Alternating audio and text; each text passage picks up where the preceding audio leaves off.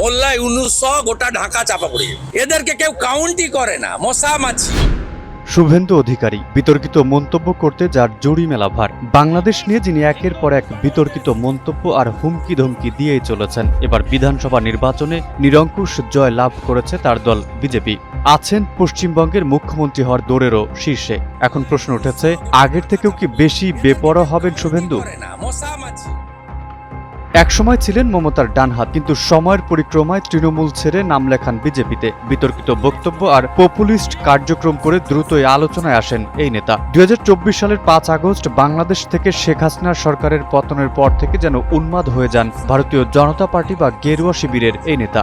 বাংলাদেশকে নিয়ে দিতে থাকেন নানা রকম হুমকি ধমকি ও কুরুচিপূর্ণ বক্তব্য। কখনো বাংলাদেশ দখল, কখনো আবার বিমান থেকে ময়লা ফেলে ঢাকাকে ডুবিয়ে দেওয়ার মতো বক্তব্য দিয়েছেন হরহামেশাই। কলকাতা শহরে যে গার্বেজটা আজকে সকালে উঠেছে, ওটা যদি কার্গো প্লেন আমাদের এত আছে, আমরা উপরে নিয়ে গিয়ে শুধু ঢাকনাটা খুলে দিই, মোল্লা ইউনুস সহ গোটা ঢাকা চাপা পড়ে। বাংলাদেশের সীমান্ত ঘেঁষা রাজ্য পশ্চিমবঙ্গের মুখ্যমন্ত্রী হওয়ার দৌড়ে সবচেয়ে এগিয়ে আছেন গেরুয়া শিবিরের শুভেন্দু। হিন্দুত্ববাদী তাকে পুঁজি করে নির্বাচনে জেতা শুভেন্দু অধিকারী আওয়ামী লীগ সরকারের পতনের পর থেকেই শেখ হাসিনাকে সমর্থন জানিয়ে অন্তর্বর্তী সরকার সহ জুলাই আগস্টে অভ্যুত্থান করা ছাত্র জনতাকে নিয়ে বিষেধাগার করে এসেছেন। আরেকবার তাই মনে করিয়ে দিতে চাই, 5 আগস্টের পর বাংলাদেশকে নিয়ে কি বলেছেন এই শুভেন্দু অধিকারী। বাংলাদেশের সঙ্গে যুদ্ধ নিয়ে মন্তব্য করেন তিনি। বলেন, বাংলাদেশের বিরুদ্ধে কয়েকদিন নয়, কয়েক ঘন্টা নয়, কয়েক মিনিটের ব্যাপার।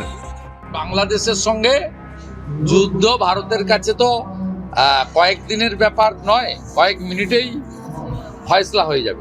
এমনকি ভারত বাংলাদেশের বড় ভাইয়ের ভূমিকায় আছে বলেও কটাক্ষ করেন এই শুভেন্দু অধিকারী।